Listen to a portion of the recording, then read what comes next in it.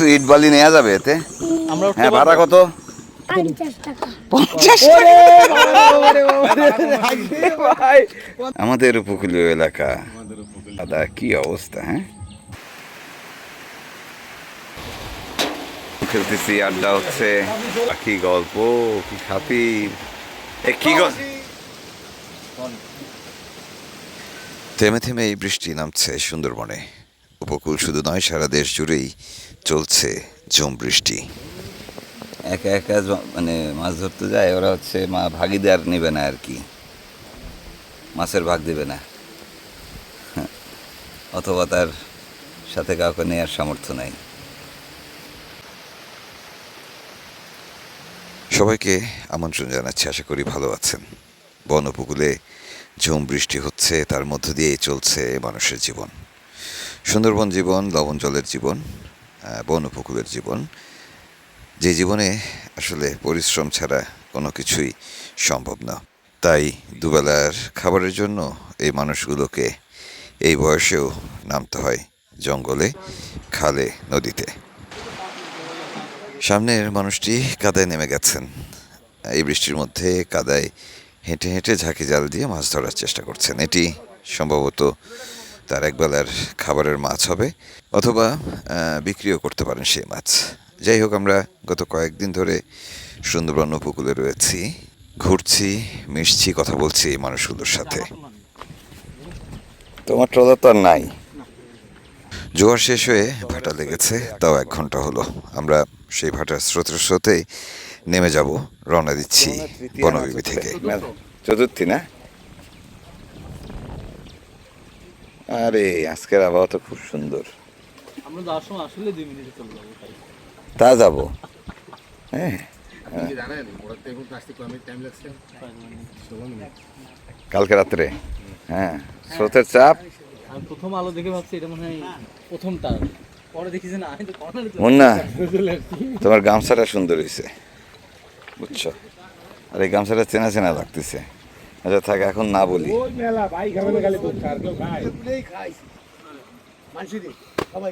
চলো চলো চলো চলো।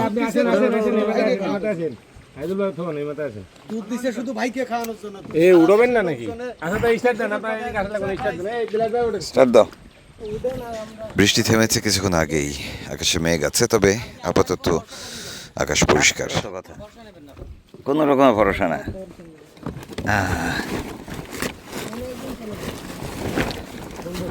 ও, এখানে কি সুন্দর ঘুমাইছিল জুয়েলরা।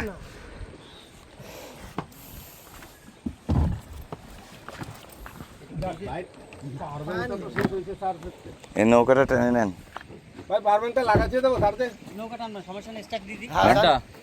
দরকার নেই, দরকার নেই, রাখো। প্রচুর চার্জ আছে। যদি লাগে তাহলে লাগাই দিয়ে দেন, আমার কাছে দেন, আমি লাগাই দিই। লাগানো লাগবে না।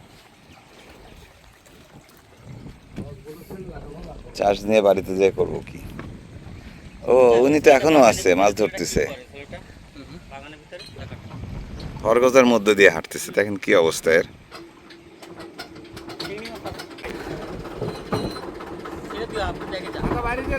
ব্যাকে যাবে কি করে? ব্যাকের গিয়ার আছে ভাবছেন? ট্রলার চালাম আমরা, আপাতত উজান ঠেলে একটু সামনে এগোবো। যাচ্ছি বুড়ির ডাবরি। বুড়ির ডাবরি একটি ছোট্ট বাজার। ঘাট ভাঙা যাবে না। আমরা ওই ফিরে এসে হ্যাঁ, গলইটা লাগাই ঘাট ভেঙে দেবো। হ্যাঁ,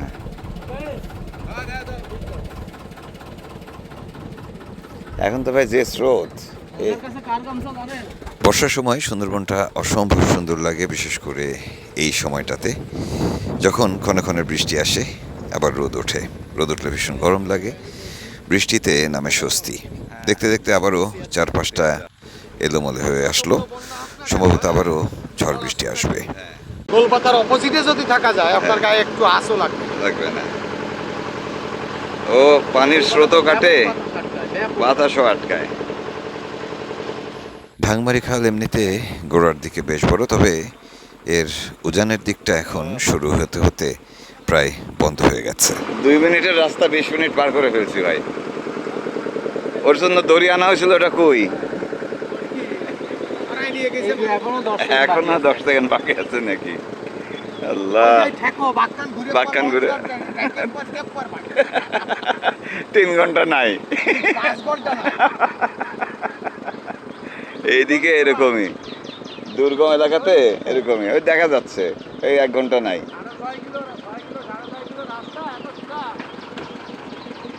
তো তুমি না জোয়ারে আসলা?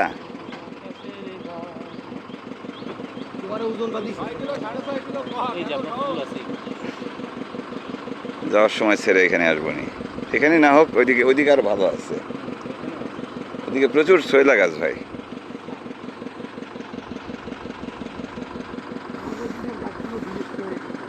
আপনাদের ওইদিকে নাই না, বের করার ঠেলায় ঘেরের কারণে, এর তো 12 মাসই কৃষক তুলো। লবণ পানি। আর এটা জোয়ার ভাটার পানি। আর এদিকে লবণাক্ততা কম এমনিতেও। আধা ঘন্টার মতো লাগলো আমাদের বুড়ির ডাবরি আসতে। এখানে এসে নামলাম, নামতে নামতেই আবারও নামলো বৃষ্টি। ওরে বাবা, কি গল্প, কি খাতির, কি গল্প হচ্ছে। দেশের অনেক জায়গাতেই প্রান্তিক মানুষের বসবাস। সুন্দরবন উপকূলে অবশ্যই প্রান্তিক মানুষের সংখ্যা বেশি, কিন্তু এখানকার মানুষদের মধ্যে, অভিভাবকদের মধ্যে একটি বিষয়ে সচেতনতা আছে, সেটি হচ্ছে শিশুদের স্কুলে পাঠাতে হবে, পড়াশোনা করাতে হবে। বাচ্চাদের স্কুল থেকে ফেরা দেখে ভালোই লাগলো। এরপর বৃষ্টিতে তেমন কিছু করার নেই, তাই বুড়ির ডাবরি বাজারে একটি ক্যারামের দোকানে, চায়ের দোকানে বিরতি নিলাম। এটা ক্যারাম ক্যারাম একটা গেছে গেছে সাকিব। যথারীতি বৃষ্টির মধ্যে চা খেতে খেতে ক্যারাম খেলতে দারুণ ভালো লাগছে। আমাদের ক্যারাম খেলা বেশ জমেও। রেড রেড রেড, জুয়েলের চেহারা শুকিয়ে গেছে। পারতেছি না ভাই, বলবো কি? লিলি গেম দিয়ে যাচ্ছে ফাঁকা ধরে। না, অসুবিধা নেই, অসুবিধা নেই। রেড কি খেলবেন নাকি অন্য খেলা? খেলেন খেলেন।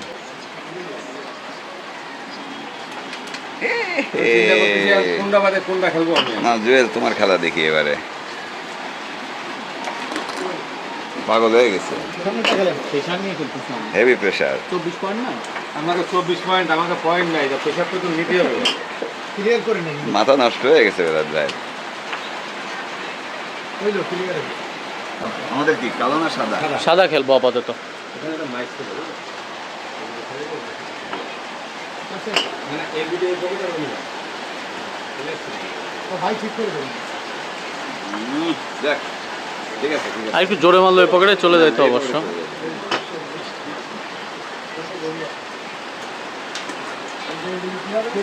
সিরিয়াস হয়ে গেছে ওরা। কিছু করার নাই তো, লাল দাগে পা পড়ে গেছে না।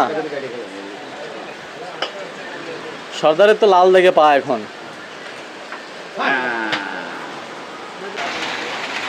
এই বৃষ্টির মধ্যে আমরা বুড়ির ডাবির বাজারে, দারুণ সুন্দর পরিবেশ, বৃষ্টি হচ্ছে, চা খাচ্ছি, ক্যারাম খেলতেছি, আড্ডা হচ্ছে। বুড়ির ডাবরি সুন্দরবন উপকূলে ছোট্ট একটি বাজার।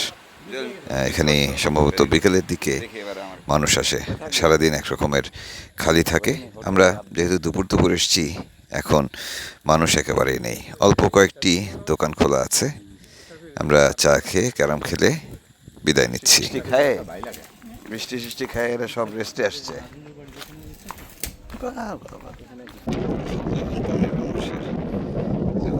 বন উপকূলের মানুষের জীবনে বৈরিতার কোনো শেষ নেই। এত প্রতিকূলতার মধ্য দিয়েও এখানকার মানুষরা বেঁচে থাকার, টিকে থাকার চেষ্টা করে। এখানে একটি দারুণ জিনিস আমি সবসময় লক্ষ্য করেছি, যে এখনও সেই আমাদের যে ছোটোবেলার শৈশব যেমন ছিল, এই অঞ্চলে আসলেও তেমন শৈশব খুঁজে পাওয়া যায়। আব্বা, মালপত্র নেওয়া যাবে, বহন করা যাবে। ওরে চাকা তো প্রিমিয়ামের চাকা। কিছু ইট বালি নেওয়া যাবে এতে? আমরা উঠতে হ্যাঁ, পারবো? ভাড়া কত? ভাড়া নিবা কত? ভাড়া কত? 50 টাকা। 50 ওরে বাবা, ওরে ভাই 50 টাকা ভাড়া দেন, ভাড়া দেন, ভাড়া দেন, ওর অ্যাডভান্স দিয়ে দেন ওকে। আমরা উঠতে পারবো? আমরা আচ্ছা, উঠতে আচ্ছা, পারবো? এই যে আব্বা 50 এই যে টাকা। নাও, 50 টাকা নাও। ভাড়া। নাও, বাবা, নাও নাও বাবা, তুমি চকলেট কিনে খাও। নাও তুমি ভাড়া দিছো আমাদেরকে, নাও। গাড়ি ভাড়া নাকি 50 টাকা, বুঝছেন? আঙ্কেল থ্যাংক ইউ দাও। এই গাড়ি কিন্তু আমাদের এখন, হ্যাঁ এই গাড়ি কিন্তু আমাদের। কাও না, আপনারা ভাড়ায় উঠবেন। যাও, গাড়ি চালায় চলে যাও বাবা, যাও যাও যাও, চলো দোকান থেকে চকলেট কিনে নিয়ে আসো, যাও। হ্যাঁ, ভেরি গুড। হ্যাঁ, বাজারের দিকে। ওরে আনন্দ। শত প্রতিকূলতা পেরিয়ে এই শিশুদের ভবিষ্যৎ সুরক্ষিত থাকুক, তারা বড় হোক। যাই হোক, আমরা বুড়ির ডাবরি থেকে রওনা দিয়েছি, ফেরত যাচ্ছি, আবারও ঢাকমারি খালের দিকে যাচ্ছি। এখানে সামনে যে জায়গাটি দেখছেন, এই জায়গার পানি কিন্তু মিঠা পানি। বেড়িবাঁধের মাঝে মাঝে স্লুইস গেট আছে।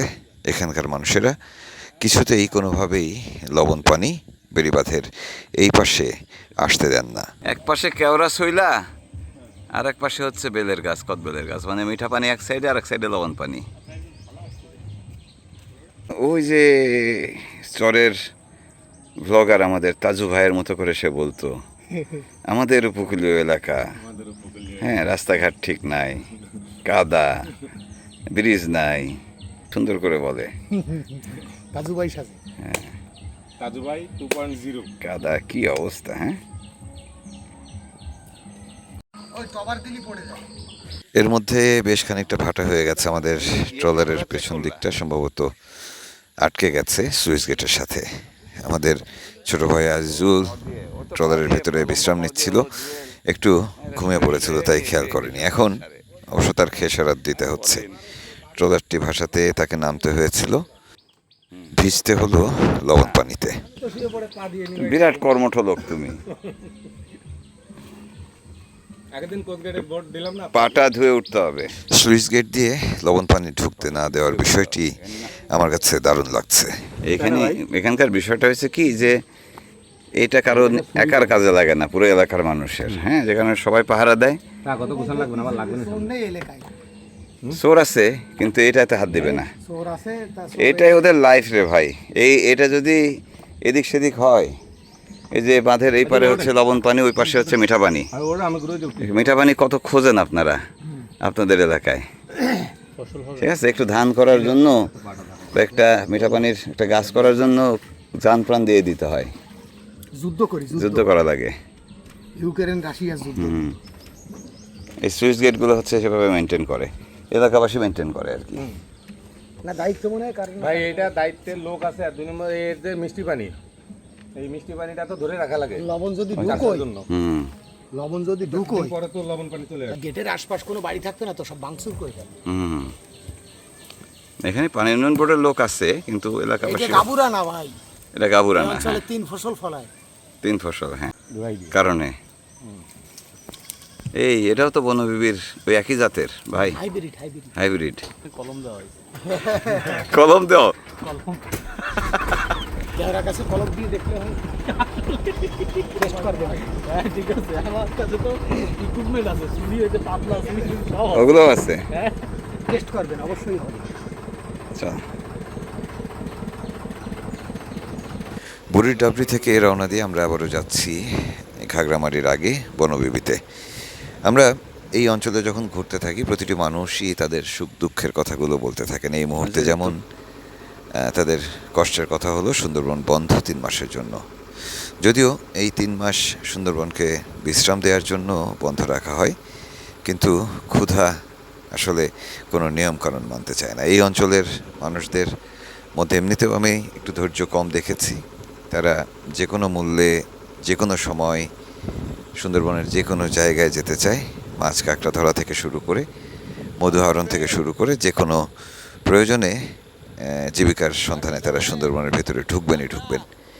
এত নিয়মকানুন, এত মামলা, সুন্দরবনে এরকম দস্যুতা চলছে, সব কিছুর পরেও এখানকার মানুষদের কোনোভাবেই দমিয়ে রাখা যায় না, আটকে রাখা যায় না।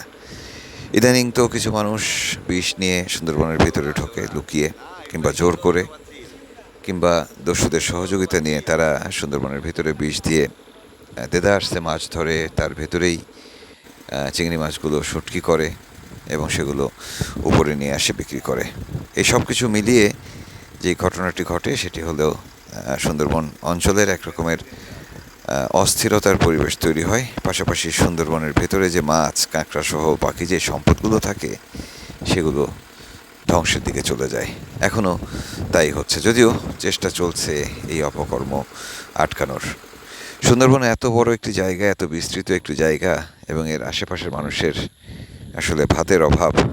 তাই ক্ষুধা নিবারণের জন্য, পরিবারের সদস্যদের মুখে খাবার তুলে দেওয়ার জন্য এখানকার মানুষরা যতক্ষণ পর্যন্ত স্বাবলম্বী না হবে ততক্ষণ পর্যন্ত তাদেরকেও আসলে টিকিয়ে রাখা সম্ভব না, সেই সাথে সুন্দরবনকেও বাঁচানো সম্ভব না। যাই হোক, এসব নিয়ে কথা হচ্ছে, কাজও হচ্ছে, দেখা যাক সামনে কি হয়। আমরা গত কয়েকদিন ধরে সুন্দরবনে আছি, সুন্দরবন উপকূলে আছি। আজকে এখান থেকে বিদায় নিচ্ছি। আসি আসি আসি, আল্লাহ হাফেজ।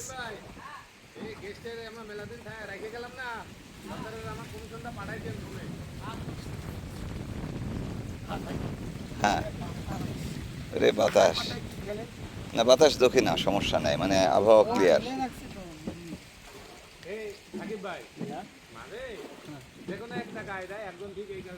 শোনেন, আপনার সঙ্গে আমার অত ভালো সম্পর্ক না, কারণ ভালো সম্পর্ক দিলে খেলা হবে না। কথা হবে ওইখানে। তাহলে একটা ফাইনাল প্রতিযোগিতা খেলা হবে ওইখানে। ও পারবে না। এর মধ্যে ভাটা শেষ হয়ে গেছে, আবারও জোয়ার লাগছে। জোয়ার লাগা মানে আমাদের এখন উজান ঠেলতে হবে। ট্রলার চালু হলো, ইঞ্জিনের গতি বাড়িয়ে আমরা ছুটছি ঢাকমারির খ্রিস্টানপাড়ার দিকে।